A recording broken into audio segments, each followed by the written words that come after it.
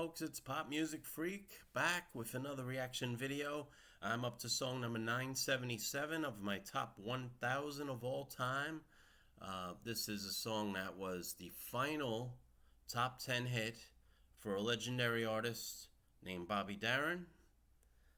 Those of you who were born any time after the early 70s probably have no idea who he is. Let me tell you something, he was a great, versatile, rock and roll pop music performer that came on in the late 1950s and just was an amazing performer, could sing just about any style and be popular and sell records. He was, a lot of people will say this, he was definitely a man on a mission because he knew most likely he was not going to live to be very old because he had serious health issues that plagued him his entire life. Sadly, he only made it to age 37 in 1973, but was a New York favorite for sure growing up in the Bronx. Bobby Darin had the biggest hit of 1959, which was one of the biggest hits of the 50s, a song called Mac the Knife. A lot of us know that. No one loved that song. That song will be in the top 1000 countdown later on. I can guarantee that. I think it's the only song from the 50s that made my top 1000, but we'll see what happens. You never know. I may have to do another substitution here and there because the copyright gods have not been smiling on me too tremendously well in the early going here. But anyway, let's get back to the song. If I Were a Carpenter is the song. It was a big hit for him in 1966. I'm going to give you the rundown of it right now. If I Were a Carpenter is a folk song written by Tim Hardin in the 1960s and re-recorded with commercial success by various artists, including Bobby Darin, which is the one we're going to feature. The Four Tops also recorded it, and so did Johnny Cash. Hardin's own recording of the piece appeared in the 1967 album, Tim Hardin 2. It's one of two songs from that release, performed by Hardin at Woodstock in 1969. The song, believed by some to be about male romantic insecurity, is rumored to have been inspired by his love for actress Susan Morse, as well as the construction of Hardin's recording studio in the home of Lenny Bruce, who was a famous comic back in the 60s. Alright, so now we're featuring the Bobby Darin version. The first notable version was released by Bobby Darin in October of 1966. The song was produced by Charles Copperman and Dan Rubin at Darin's insistence. Darin played the acoustic guitar on the recording. Darin took some time to record the song in his recording session and had not finished the song until overnight. Basically took him all night to get it right. He didn't finish recording until the next morning at 7 a.m. The song was released by Atlantic Records, whose executives were reluctant to release the song until it received enthusiastic response by a radio audience on the West Coast. One Copperman managed to get the song played on a few stations on the West Coast.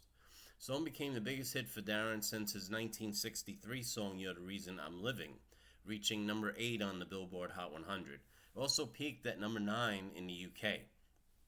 Darin's recording received the Grammy nomination for Best Contemporary Rock and Roll Solo Vocal Performance at the 9th Annual Grammy Awards, but lost to Eleanor Rigby by Paul McCartney, John Lennon.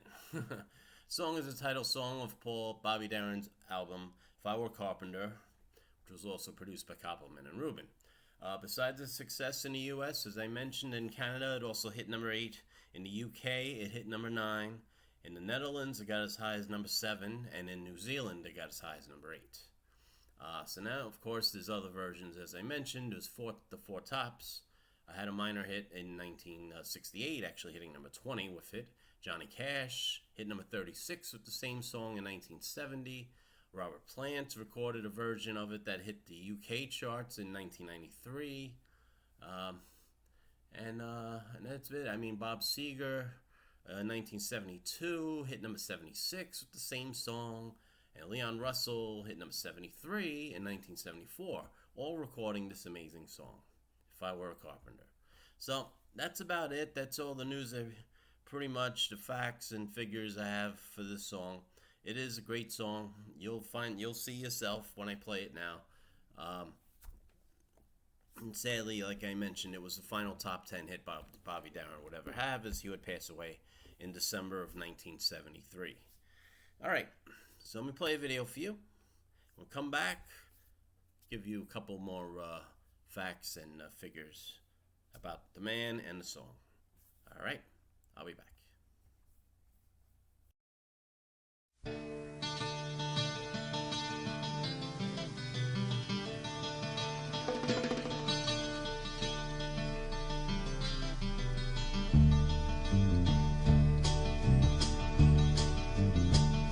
If I were a carpenter and you were a lady, would you marry me anyway?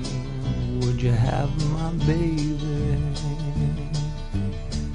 If a tinker were my trade, would you still find me carrying the pots I made, following behind me? Save my love through loneliness, save my love for sorrow.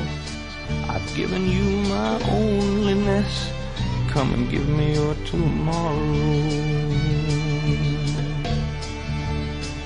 If I work my hands in wood, would you still love me? Answer me, babe, yes I would. I'll put you above me. If I were a miller at a mill wheel grinding, would you miss your color box, your soft shoes shining?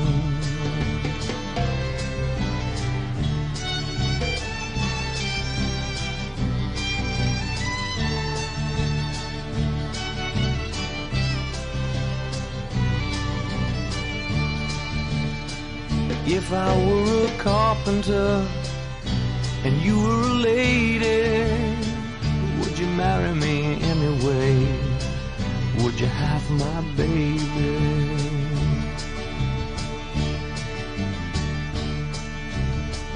Would you marry me anyway? Would you have my baby?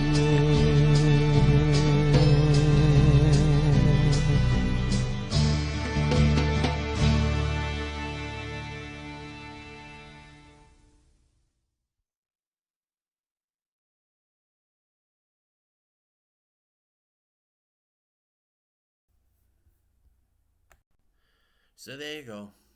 A short, as most 60s big hits were, a lot of them were not very long, 2 minutes and 30 seconds about. A great tune from Bobby Darin. The other facts and figures about him, well, like I mentioned, Mac the Knife was one of the biggest hits of the 1950s, going to #1 for 9 weeks.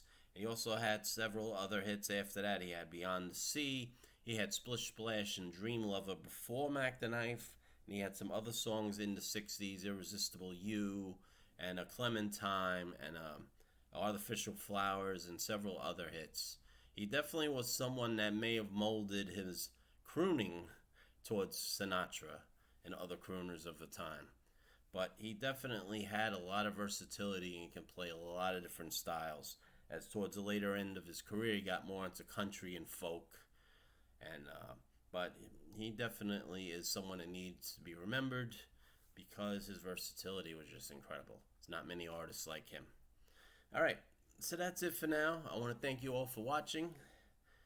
Please share the video. Please like the video.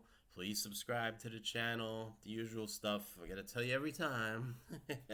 Ring that bell for notifications. I think I'm going to try to get one more done today. Something very, very recent. Okay? Much more recent than 1966, for sure. All right, so thanks so much. I wish you all peace and love.